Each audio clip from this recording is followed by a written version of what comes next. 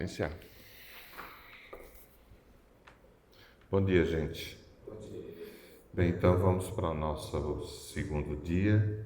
Como eu disse ontem, eu vou fazer uma conclusão das nossas discussões em uma hora e meia, depois eu abro para as perguntas, para as questões, tá bom?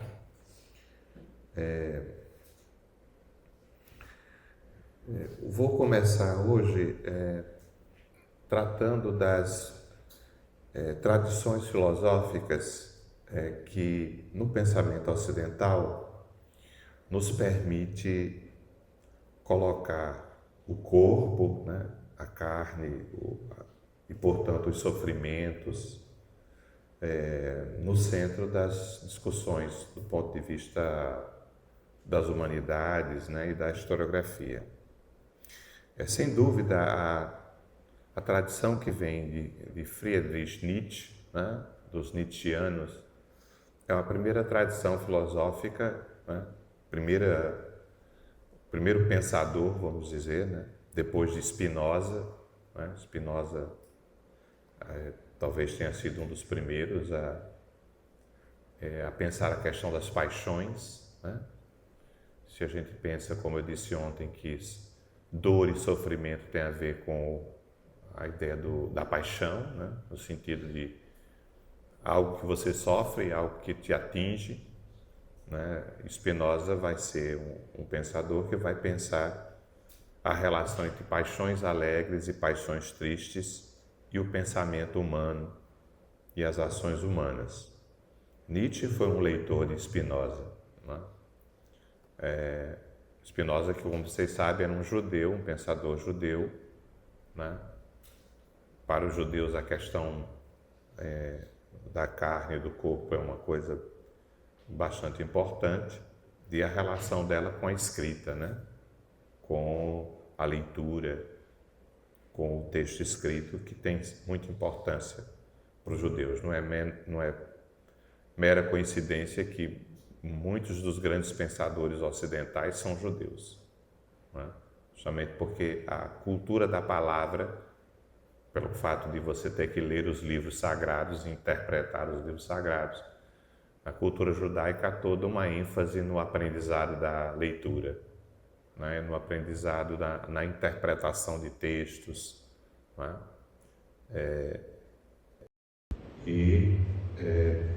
Como vocês sabem, a filosofia nietzschiana é a primeira filosofia que vai pensar a relação entre saúde, doença e pensamento. Nietzsche vai advogar que existe um pensamento da saúde e um pensamento da doença. Não é? Ele vai advogar que se você está doente, tanto do ponto de vista físico como do ponto de vista subjetivo, o seu pensamento é um, que seria o equivalente àquilo que Spinoza chama de, né, paixões tristes. Ou seja, a pessoa doente é uma pessoa que vai ter um pensamento da decadência, um pensamento da nostalgia, um pensamento da tradição, né? Um pensamento daquilo que ele vai chamar da própria, né, tradição metafísica. Né? Vocês sabem que Nietzsche é o primeiro pensador a fazer uma crítica da metafísica, né, que é a forma prevalecente da filosofia ocidental. Né? Metafísica é justamente aquela forma de pensar que valoriza, né, para além da matéria. A matéria é desqualificada e o que é valorizado é a ideia, o pensamento. Né? Inclusive, né, nos pensamentos teológicos, o que é valorizado é a figura de Deus, que representa a transcendência. Né? Então, a metafísica ocidental, ela busca a transcendência. Porque a metafísica, a reflexão central dela sempre foi em relação ao ser, né? Ao ser humano. O que é o ser? Né? Então, uma explicação quase sempre ahistórica do ser. Né? A ideia de que um ser que é transcendente, que vai para além da sua materialidade né, de sua realidade humana, terrena, né, e pensa um ser que transcende essa, que ultrapassa, que vai para além das nossas condições carnais, corporais, mortais, finita, né? A visão negativa da carne, né? A visão negativa dos corpos na cultura ocidental, na metafísica, é justamente porque a carne e o corpo é mortal, é finito, não é transcendente, é imanente à história. A carne e o corpo pertencem à história e se acaba com ela, não ultrapassa o tempo, a temporalidade. E o pensamento ocidental sempre buscou, um pensamento que sai do tempo, que permanece para além do tempo, um ser que existe para além da realidade temporal, que sempre foi um problema para nós humanos, sermos temporais, vivermos no interior do tempo e, portanto, nós sermos sujeitos a finitos, mortais e que sofrem desgaste. A ideia é que tudo aquilo, inclusive, que a gente faz, que a gente realiza, é perecível, é mortal. Então, desde os gregos, desde Platão, Aristóteles, a pretensão foi produzir um pensamento que sobrevivesse aos humanos. Da mesma forma que a historiografia, a escrita da história, surge entre os gregos, também com essa pretensão de fazer as ações humanas permanecerem para além da vida desses humanos. Quer dizer, a história teria essa função de eternizar os feitos, os grandes feitos humanos, Então, a história teria essa... Mas, contraditoriamente, sempre a história foi um problema para a metafísica ocidental, porque a história é a afirmação do caráter passageiro das coisas e dos homens, porque a principal matéria da história é o tempo. Nós, historiadores, lidamos com o tempo, e o tempo, como sabe, é aquilo que nos desgasta e é aquilo que nos mata. Então, Nietzsche foi um dos pensadores fundamentais para a gente compreender qualquer forma de pensamento no século XX. Nietzsche, Marx e Freud são os três pensadores fundamentais para a gente entender tudo o que foi produzido em termos de filosofia no século XX e agora ainda no século XXI. Eles são conhecidos como os pensadores da suspeita, ou seja, os pensadores que colocaram, de alguma forma, as certezas metafísicas da filosofia ocidental em questão. Nietzsche, justamente por quê? Porque fez uma crítica fundamental da ideia de verdade, da ideia transcendente de verdade. Quer dizer, Nietzsche acaba com a ideia da existência de uma verdade eterna, de uma verdade imutável, que era uma versão laicizada, filosófica, da verdade cristã, divina, quando, por exemplo, se dizia, eu sou a verdade e a vida, Ou seja, a ideia de que Deus era a grande verdade, era a verdade indiscutível, absoluta, O Ocidente sempre buscou uma verdade absoluta, uma verdade incontestável, uma verdade eterna, E Nietzsche vai fazer uma crítica profunda, mostrando a relação entre poder e verdade. Nietzsche vai mostrar que é verdade aquilo que os poderosos afirmam. As verdades são golpes de força. A verdade, ela é, em grande medida, imposta por aqueles que dominam socialmente.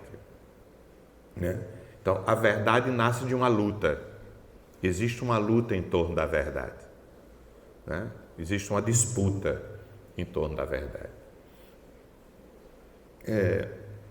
Essa tradição nietzschiana, portanto, vai colocar, não é, a carne, o corpo, não é, vai revalorizar a carne e o corpo como nossa realidade. Né? Nietzsche vai afirmar de uma forma pioneira que o que pensa é um corpo. Quer dizer, o corpo que pensa, a carne é que pensa. O pensamento não vem primeiro. O pensamento vem depois, porque o pensamento, a gente pensa porque somos obrigados a pensar. Quer dizer, porque o mundo exige que a gente pense. O pensamento é um recurso para a sobrevivência humana. O homem precisa pensar para poder não morrer, para poder resolver problemas que o mundo coloca. Então, é o afeto, é o choque do mundo, né, que nos obriga a pensar. Então, primeiro a gente é afetado pelo mundo, a gente é tocado pelo mundo, a gente é exigido pelo mundo. Alguma coisa acontece e nos obriga a pensar. Então, o pensamento é resultado da nossa relação com o mundo. Portanto, o pensamento para Nietzsche ele é mundano. Ele nada tem a ver com o divino, ele nada tem a ver com a transcendência. O pensamento é uma arma de sobrevivência do homem. Quer dizer, a espécie humana conseguiu, mesmo sendo uma das espécies mais frágeis que a natureza criou, não é? Nós conseguimos nos tornar dominantes e essa praga no mundo porque pensamos, por causa do pensamento. Então, a tradição nietzschiana, não é? Ela vai gerar ao longo do século XX pensadores extremamente influentes, né? Como Martin Heidegger, no começo do século XX, né? E depois pensadores como Michel Foucault, né? Jacques Derrida, né? Gilles Deleuze, Félix Guattari, né? Uma tradição de grandes pensadores, né? Que partem dele, né? E que vão ser conhecidos como os filósofos da diferença. Né? Por que filósofos da diferença? Porque justamente são pensadores, são pensamentos que não enfatiza a identidade das coisas, a semelhança das coisas, não é? Mas justamente pensa que aquilo que define o que é o ser de cada coisa é a diferença. Então, é uma forma diferente de pensar o ser. Né? Durante muito tempo, a metafísica ocidental pensou que o ser tinha uma identidade própria, tinha algo de seu. O ser era fechado em si mesmo. Né? Para a filosofia da diferença, o ser só se explica na relação com o outro. Por exemplo, a gente só sabe o que é o feminino na relação com o masculino. Quer dizer, né? Isso é um princípio básico dos estudos de gênero. Masculino e feminino, né, se definem relacionalmente. Então, a cada vez que o feminino muda, o masculino tem que alterar-se e mudar. Não é? Quer dizer, quando a sociedade define de uma certa forma o que é ser masculino, o feminino também tem que se definir em relação a essa definição. Né? Então, por exemplo, né, socialmente, o masculino está associado à força. Então, o feminino vai estar associado à fragilidade, à não força. Né? O masculino vai estar associado à atividade. O feminino vai estar, portanto, associado à passividade. Por quê? Porque o pensamento ocidental é um pensamento binário, dual. O que caracteriza o pensamento ocidental é sempre um pensamento organizado em pares de opostos. E sempre nesses pares existe, né, um par, um elemento mais valorizado e hierarquicamente colocado superiormente ao outro. Por exemplo, gordo e magro. Socialmente, né, Em dados momentos, o gordo é valorizado e o magro desvalorizado, e às vezes ao contrário. No Renascimento, por exemplo, não é? Na Idade Média, ser gordo era símbolo de status social, né? Porque a pessoa comia, né? Aqui no Nordeste, no sertão, notadamente, né? Pessoa ser gorda era um elogio, né? Você dizia chegava para uma mulher dizendo: nossa, você está bonita, gorda, né? Reboculosa, chega a estar brilhando, né? Quer dizer, era um elogio. Quer dizer, antes dessa cultura da magreza, né? Antes dessa exigência do magro. Então, assim, isso é situacional. Em dados momentos, o valor está no gordo, em outros momentos, o valor está no magro. Mas há sempre uma hierarquia, não é? Claro, é óbvio, no mundo ocidental, o racismo vai fazer com que o branco seja mais valorizado do que o preto, não é? E por aí vai, né? Você tem a verdade e a mentira, né? Você tem o certo e o errado, você tem, né, o esquerdo e o direito. O direito é muito mais valorizado que a esquerda, a ponto das pessoas que nascem canhotos serem obrigadas a serem destras, né? A palavra associada à esquerda é sinistra, que na língua portuguesa, né, a gente sabe o que é uma coisa sinistra, uma coisa, né, tenebrosa, ruim, né? Então, a destra e a sinistra, né? Então, alto e baixo, claramente a gente valoriza o alto e desvaloriza o baixo, né? Você diz para uma pessoa: mas você é baixa, né? Quer dizer, você está desqualificando a pessoa, né?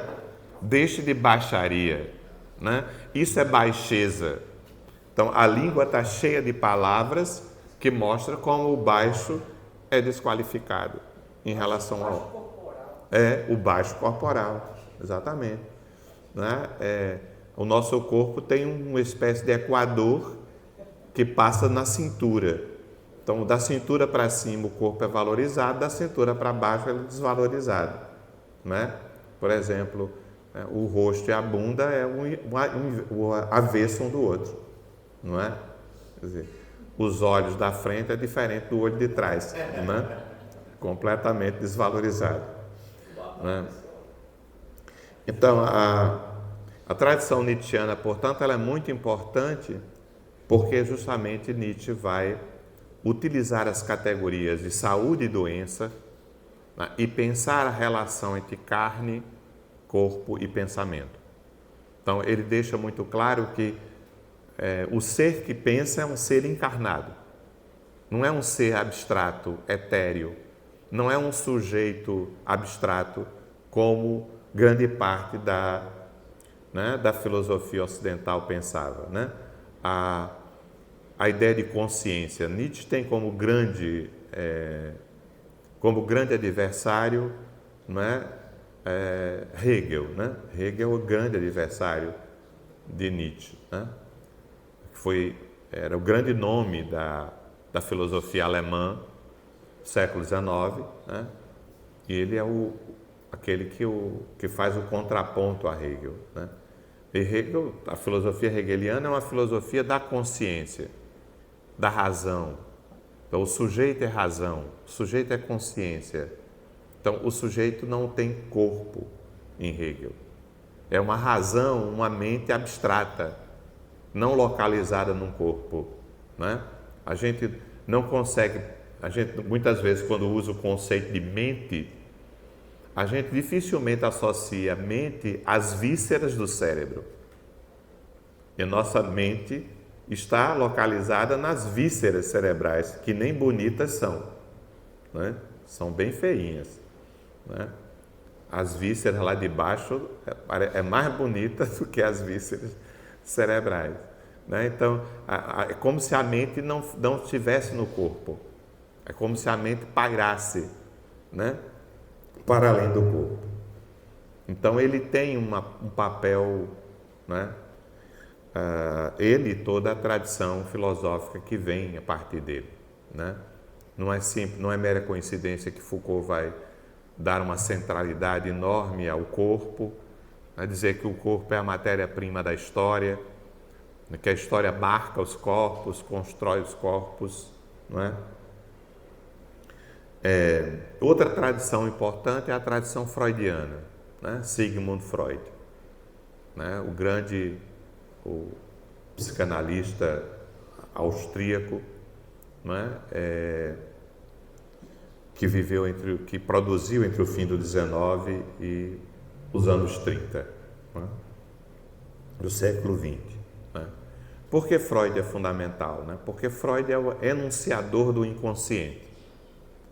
Né? Ele é um pensador da suspeita justamente porque ele põe em suspeita a centralidade da razão. Ele vai mostrar que grande parte daquilo que a gente faz é motivado pelo inconsciente e não pelo consciente. Ele deixa claro que a nossa razão não nos controla, não controla tudo aquilo que a gente faz. Uma boa parte das nossas ações tem motivações inconscientes e nós não sabemos sequer que motivações são essas, né? Então, e é muito estranho, né, que durante muito tempo os historiadores fingiram que o inconsciente não existia. Os personagens históricos só era razão, só era consciência, só era projeto. Era como se os personagens históricos efetivamente tivessem domínio sobre aquilo que faziam e soubessem propriamente o que faz. Nós nunca sabemos propriamente o que estamos fazendo, né? Porque o inconsciente trabalha, como vai dizer Freud. O inconsciente nunca para, ele está sempre trabalhando. E o inconsciente é como se fosse, né, um ser que está sempre nas nossas costas, nos dando umas rasteiras, né? A gente não tem sequer controle do sentido. Isso é uma coisa muito importante, né? A gente não sabe direito o que diz. Às vezes a gente diz uma coisa com um sentido e, na verdade, nós estamos querendo dizer outra coisa, né? Além de que o ouvinte entende outra coisa, né? A gente pode magoar alguém sem saber, sem se dar conta, né? E a palavra pode ser profundamente agressiva, né? Você pode machucar alguém, você pode destruir alguém com a palavra, né? A palavra pode ser profundamente agressiva. Você pode causar traumas nas pessoas a partir daquilo que você fala, né? A noção de trauma que é central na psicanálise, né? Trauma, o quê? É uma cicatriz, é uma ferida subjetiva, né? Alguma coisa que acontece e que fica lhe machucando, embora muitas vezes você não tenha consciência disso, não é? Por quê? Porque você muitas vezes vai obliterar, vai esquecer aquilo que você vai sublimar aquilo que aconteceu. Então, Freud é muito importante, por quê? Porque o corpo também aparece aí em toda a centralidade, né? E as dores físicas, corporais, vão ser associadas a motivos psíquicos e subjetivos. Um conceito fundamental de Freud é o de somatização, ou seja, os sofrimentos subjetivos vêm para as carnes, têm consequências físicas, carnais. Ou seja, você pode adoecer por causa do sofrimento. O sofrimento subjetivo gera doenças físicas, né? Ou seja, nosso corpo é afetado, porque como o nosso corpo é simbólico, né? E não é apenas as carnes que adoecem, os corpos adoecem, né? E, portanto, os corpos, recentemente, por exemplo, né, eu tive um pequeno tumor renal e fui ao oncologista, um oncologista que tinha formação psicanalítica, e ele me disse, olha, esse tipo de tumor tem muito a ver com somatização de sofrimentos psicológicos, não é? Então, assim, a gente pode produzir doenças, não é? Inclusive o nosso pensamento tem um poder muito maior do que a gente pensa. Não apenas o inconsciente, mas o consciente também. Você pode produzir doença. Você pode desejar, né? Aquilo que Freud... Para Freud existiam duas pulsões básicas. A pulsão em Freud é a energia que existe no nosso corpo. O nosso corpo é eletricidade, né? Por exemplo, o funcionamento dos nossos neurônios, do sistema nervoso, é por descarga energética, né? A gente precisa de energia, por isso que a gente come, né? E transforma em açúcar, e por isso a gente respira, porque a gente transforma o oxigênio e açúcar em energia, né? A gente diz isso no cotidiano: hoje eu estou sem energia, né? Ou seja, a gente tem um funcionamento mesmo elétrico, energético, não é? O cérebro todo funciona por sinapses, por descargas elétricas, né? Eu estou falando aqui, meu cérebro está lá disparando, né, o tempo todo. As ligações que eu faço entre as coisas têm a ver com as ligações das sinapses, não é? O cérebro, inclusive, é uma matéria plástica. O cérebro vai se transformando permanentemente a partir das novas ligações que a gente faz entre as sinapses. Isso acontece muito, inclusive, durante o sono e durante o sonho, né? Freud começa a sua obra publicando uma interpretação dos sonhos, né? Durante isso, os estudiosos do sono, existem hoje vários especialistas do sono, né, vão dizer da importância de dormir e da importância de sonhar para o funcionamento cerebral, né, para a plasticidade do cérebro, para você estabelecer novas ligações, novas sinapses acontecerem, né? Então, Freud vai desenvolver a ideia de somatização, ou seja, nós temos duas pulsões básicas, a pulsão de vida e a pulsão de morte. Ou seja, nós temos desejo de viver poderoso e que a gente luta para sobreviver em momentos que a gente, né, está em perigo, em que a vida está em perigo, a gente é capaz de fazer coisas inimagináveis, né? Você é capaz, numa hora que um touro está ali perseguindo, você pula uma cerca que depois você fica pensando: como é que eu consegui, né? Passa debaixo de um arame, não é? Quer dizer, você faz qualquer coisa para sobreviver, não é? Você inclusive mata. Por isso, matar em legítima defesa não é crime, não é?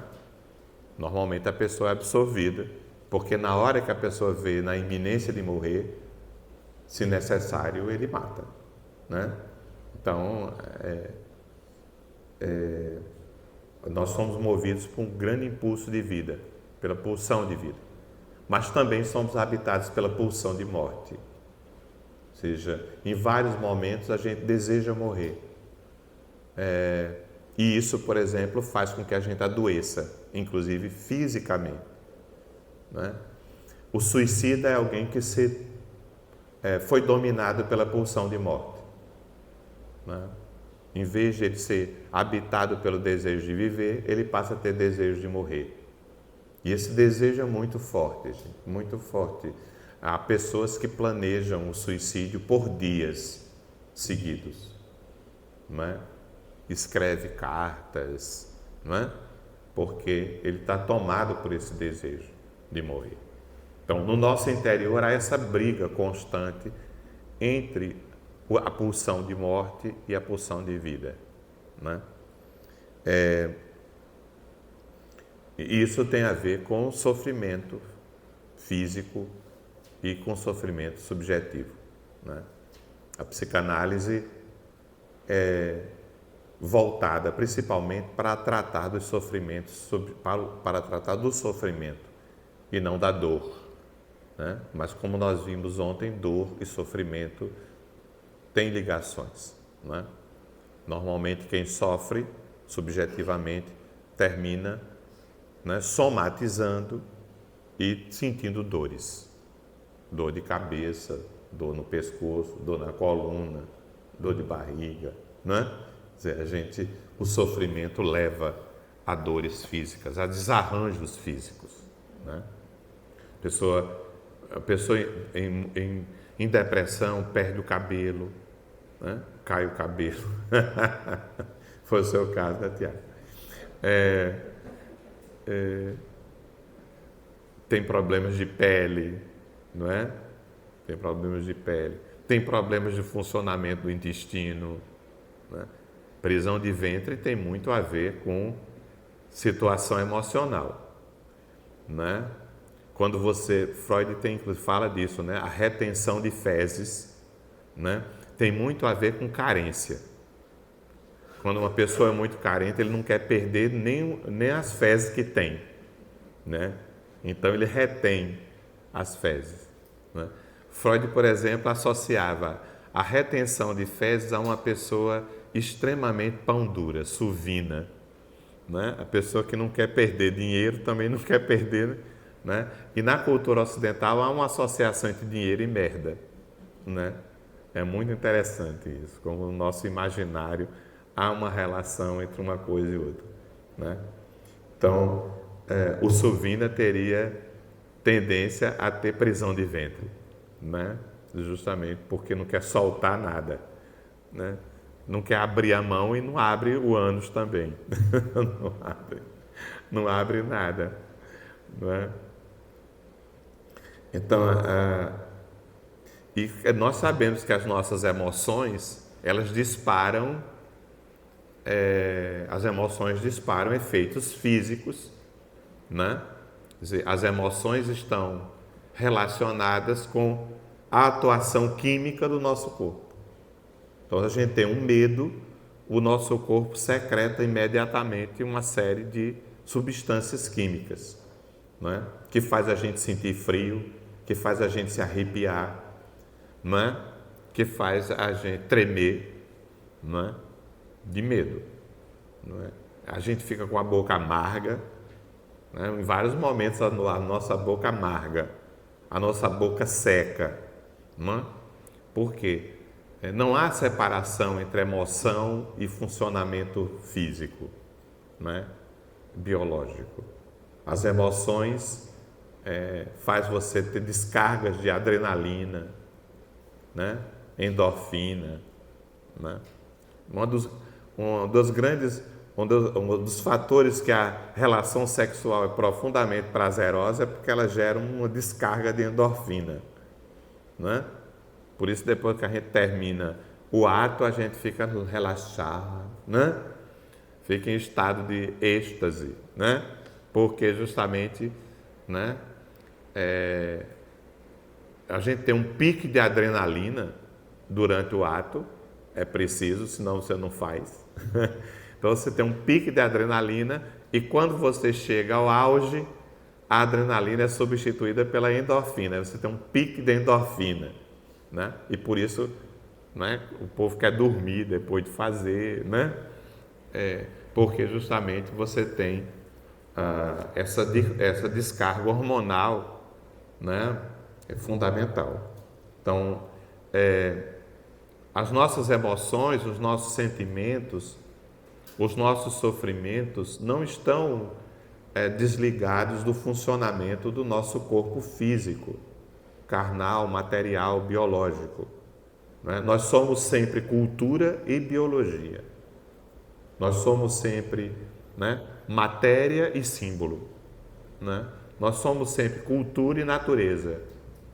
Nós não somos, uma coisa não se separa da outra, não é? Quer dizer, muita gente, por exemplo, quando passa por um período de estresse, se enche de caspa, não é? Ou então, não é? Tem rachadura nos dedos, não é? Quando você fica nervoso, né? O nervosismo também dispara uma série de, né? Por exemplo, o intestino põe para funcionar com uma rapidez muito maior, Aí você tem vontade de ir no banheiro, né? O aparelho urinário dispara, você tem vontade de fazer xixi, né? Ou seja, o tempo todo nós estamos respondendo fisicamente, né, ao funcionamento da nossa própria subjetividade, né? Então, Freud é muito importante, né? Veja, ele produziu, no caso, pensadores, né, como Jacques Lacan, né, grande sucessor dele, né, que tem como principal diferença dar uma centralidade ainda maior à questão da linguagem na produção do sujeito e da subjetividade, né? Para Lacan, o eu, a subjetividade é linguística, né? Então, nós somos constituídos pela linguagem. O que é o eu? É uma narrativa, né? Por isso que você vai fazer sessão de psicanálise para reorganizar a sua narrativa. E por isso você vai falar o tempo todo. Porque é falando que você vai reorganizando a imagem que você tem de você próprio. Porque a nossa imagem, né, ela é construída narrativamente, né? Tanto por narrativas que eu faço sobre mim mesmo, como através das narrativas que os outros fazem sobre mim, né? Lacan vai falar da importância do olhar do outro, né? Aquilo que ele chama de estágio de espelho, né? A gente vai sempre descobrir quem nós somos no olhar do outro, através da relação com o outro. A importância do outro para a nossa constituição como humanos, porque nós somos seres sociais, né? Então, assim, eu só sei quem eu sou no olhar do outro, né? A maioria dos homossexuais, né, só vão se dar conta da homossexualidade porque alguém grita na cara dele que ele é viado, que ele é bicha, né? Isso às vezes acontece muito precocemente na escola, né? As crianças são bastante cruéis, né? Quem idealiza criança é porque nunca soube nunca teve uma criança por perto ou nunca cuidou de uma, né? Porque a criança quase sempre não tem travamento ainda social, ainda não tem os pudores e os limites, né? Então a criança é cruel, não é? Cruel. Quem já trabalhou, eu já trabalhei com os diabinhos de 10, 11 anos, que é brincadeira, né? Quer dizer, são profundamente agressivos às vezes, né? Desagradáveis. Eu me lembro a criança que eu era, né? Que a vizinha chegava e eu dizia o que minha mãe achava da vizinha, para a vizinha escutar. E claro que eu depois levava uma surra quando a vizinha saía, né? Então, assim, então, quase sempre a gente precisa ser nomeado, precisa que alguém diga quem nós somos, né? E aí, por exemplo, no caso da homossexualidade, é um longo processo para você assumir, né? A ideia do assumir é que você leva um processo para você admitir, se nomear a partir daquele nome, se definir a partir daquele lugar de sujeito, né? Porque a sociedade distribui lugares de sujeito, né? O sujeito é social porque a sociedade distribui uma série de lugares: estudante, professor, né? Homossexual, heterossexual, bissexual, né? Quer dizer, mulher, homem, criança, velho, né? São lugares, né? Por exemplo, eu, de repente, na pandemia, internado no hospital, eu descubro que eu sou idoso. Não tinha a mínima ideia que eu era idoso. Nunca me senti idoso e não me vi idoso. Aí eu entro no hospital, deito lá na cama, olho para um quadro verde que tinha na frente, estava escrito lá, idoso, né? Aí mais um trauma, você com a doença que podia te matar, ainda tem que lidar agora com essa nova identidade que você agora tinha que assumir que era idoso, né? E pior, né? Que no outro dia, para fazer fisioterapia, vou caminhar no corredor e descubro que eu estou na ala dos idosos, não é? Um monte de pessoas velhas ligadas em máquinas, né, já, coitados, mais para lá do que para cá, e aquilo traumatiza mais você ainda, né? Quer dizer, você teve que lidar com isso. Então, normalmente é assim. Isso aqui o Lacan chama de estágio de espelho. Você precisa do espelho do outro, né? Se a pessoa passa o tempo todo, se você tem aquele marido tóxico que passa o tempo todo dizendo para você que você é um imprestável, né? Você vai terminar subjetivando isso. Você vai terminar acreditando e se pensando assim, né? As pessoas, o poder da palavra do outro sobre você é muito poderoso, né?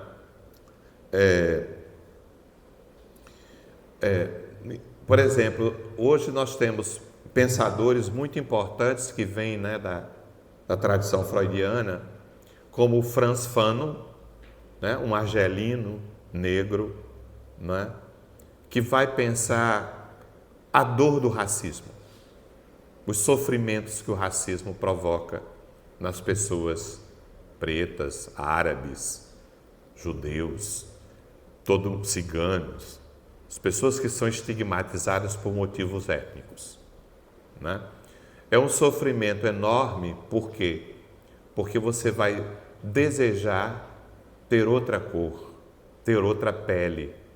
Você vai ter uma enorme dificuldade de construir um corpo, justamente porque você recusa as suas carnes. E como a gente discutiu ontem aqui, a matéria-prima básica do corpo é a carne.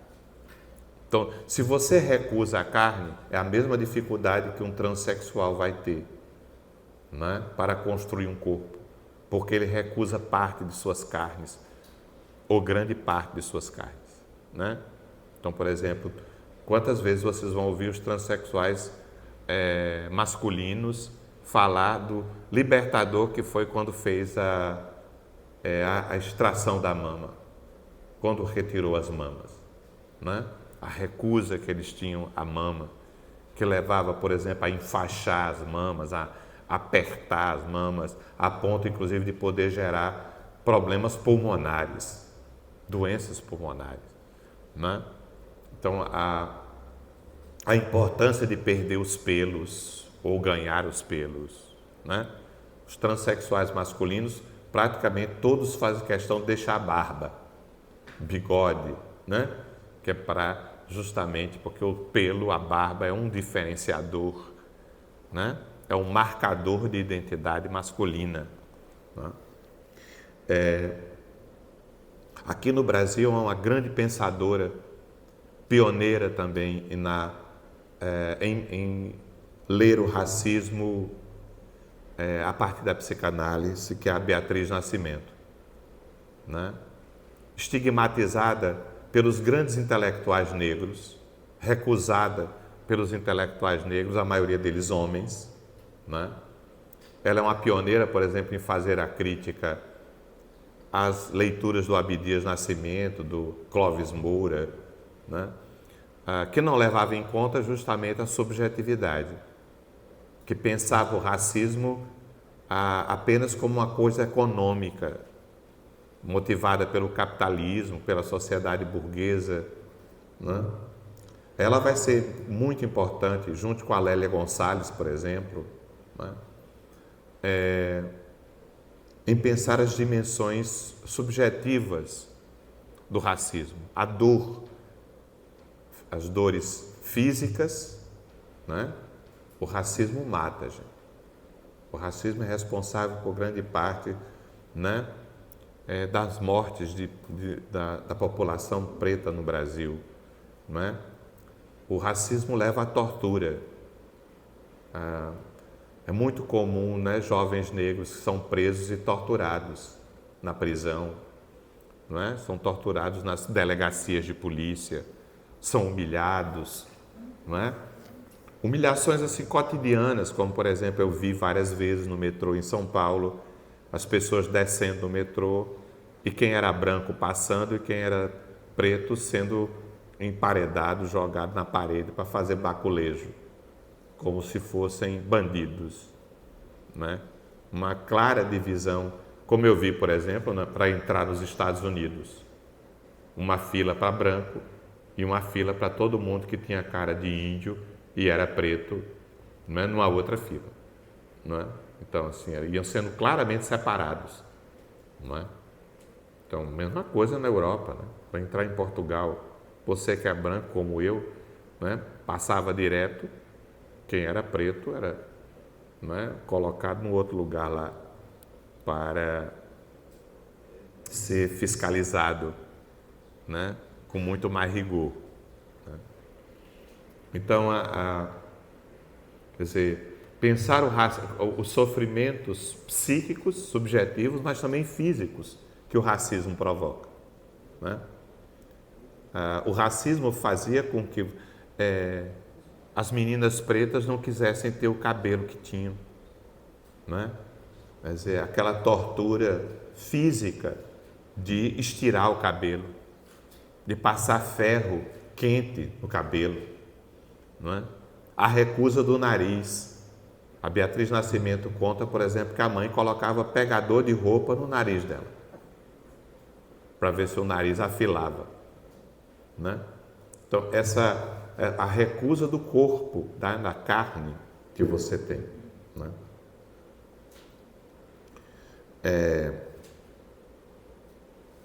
No século XX, né, há duas grandes escolas filosóficas que são importantes também para a gente trabalhar com a questão das dores e dos sofrimentos, que é a fenomenologia, né, que vai, né, que tem em Heidegger um grande nome, né, Martin Heidegger, mas também, né, você vai ter Bachelard, Baudrillard, né? Você vai ter uma série de, né, você vai ter Merleau-Ponty, né? Por que a fenomenologia é importante, né? O que é a fenomenologia, né? É a centralidade do acontecimento, não é, em tudo aquilo que é humano. Para a gente entender tudo aquilo que é humano, a gente tem que partir do fato de que a vida humana é feita de acontecimento e, portanto, é histórica, né? A fenomenologia tem uma enorme importância para nós historiadores, porque, né, é uma ruptura completa com a metafísica. Por quê? Porque o ser agora acontece, o ser não é. A metafísica pensava o ser como é, como veja, é muito, não sei se vocês já prestaram atenção, mas há línguas como a língua inglesa onde existe um só verbo para ser e estar, né? Então, ser é estar. Na língua portuguesa, ser e estar são duas coisas diferentes, né? O ser é, enquanto que estar é passageiro, é uma situação. Você está e pode não estar, mas ser você não pode não ser, não é? Então, a fenomenologia vai justamente, né, pensar o ser como um estado. O ser é um estado passageiro, momentâneo, histórico. Então, o ser nunca é, ele apenas está. Ele é contextual, ele é relacional, ele é situacional. Então, o que é ser feminino? Depende da situação, depende do contexto, depende da relação, depende do momento histórico, depende da sociedade, depende da cultura, depende da classe social, depende da condição racial, depende da orientação sexual, não é? Então não existe um feminino essencial, não é? A fenomenologia rompe com a ideia de essência central na metafísica, a ideia de um ser que tem uma essência, aquela coisa do senso comum, né, de entrevista, o meu eu, né, essencial, a minha essência, né, que você ouve lá, né, nas entrevistas da Ana Maria Braga, né, a minha essência, né? Ninguém tem essência. Nós somos pura aparência. Nós aparecemos de diferentes formas, dependendo do lugar, né? Você é uma coisa diante da sua mãe e outra depois que ela vira as costas, né? Você é uma coisa na presença do seu marido e outra quando ele está viajando, né? Ou seja, né? nosso ser, né? Você é uma coisa entre amigas e você é outra coisa entre inimigos, não é?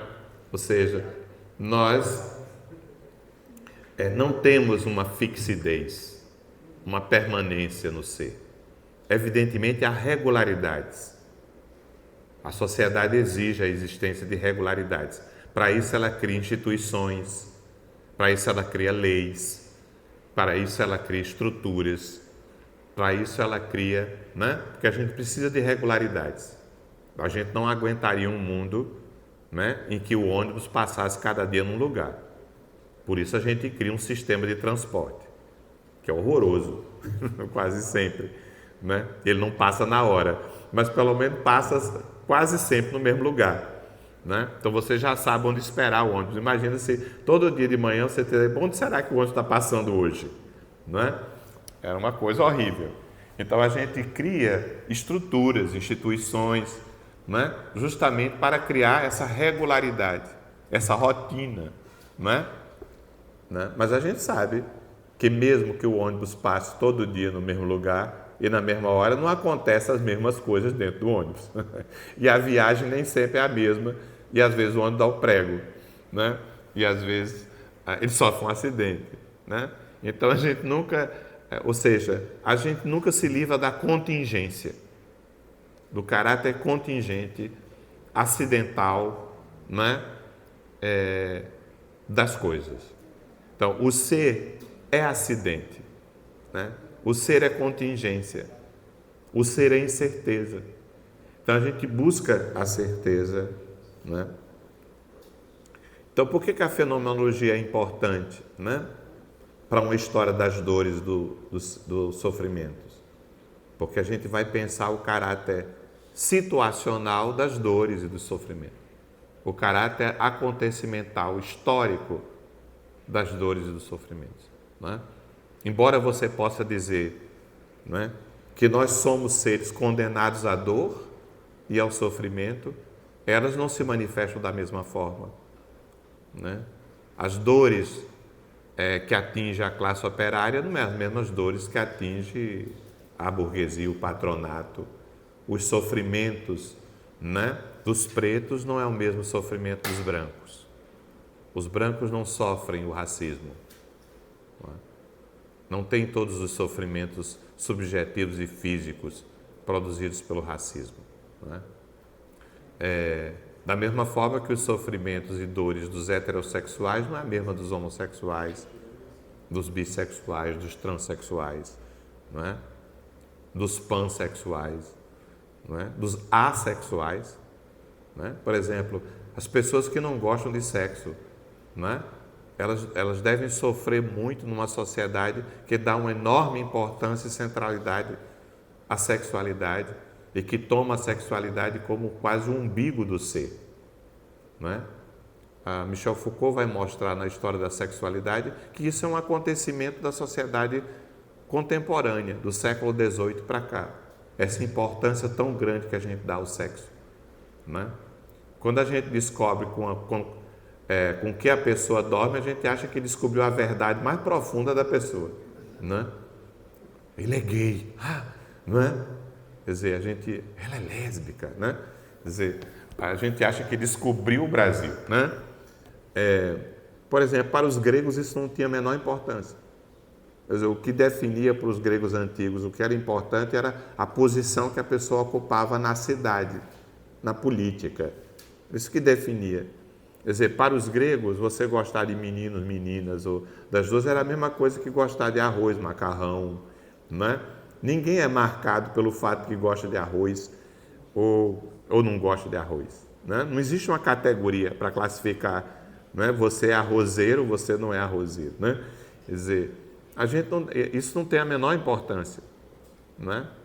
Para os gregos não tinha a menor importância se você fazia com meninos ou se você fazia com meninas, né? Deixa eu beber água, né? Senão Samuel vai dizer que eu não bebi. É quase um milagre. Vamos estar registrado. Quer um cafezinho? Obrigado, meu querido. E outra corrente importante é o existencialismo. O mais conhecido dele, né? Jean-Paul Sartre. Né? Mas mais importante para as nossas discussões da história das dores e do sofrimento é a sua esposa, Simone de Beauvoir. Né? Que tem um livro clássico chamado O Segundo Sexo, né? Onde ela vai afirmar, né, uma frase mais conhecida, que é a frase não se nasce mulher, torna-se mulher. Né? Ou seja, ela desnaturaliza, não é? O gênero. Né? Ela desnaturaliza o gênero. E claro, ela vai mostrar os sofrimentos e dores que estão ligados à condição feminina. Né? Então, não só a pessoa que é sexuada como mulher tem doenças físicas específicas, a gente sabe disso, né? As mulheres têm problemas de saúde que os homens não terão e vice-versa, como os homens terão questões físicas que as mulheres não terão, né? Mulher não terá câncer de próstata, né? Segundo motivo de morte entre os homens no Brasil, né? Depois do infarto do miocárdio, câncer de próstata é o segundo motivo de morte entre os homens. Porque, como a gente dizia ontem, os homens se recusam a ir ao médico. Né? E, notadamente, tem um enorme preconceito com o exame.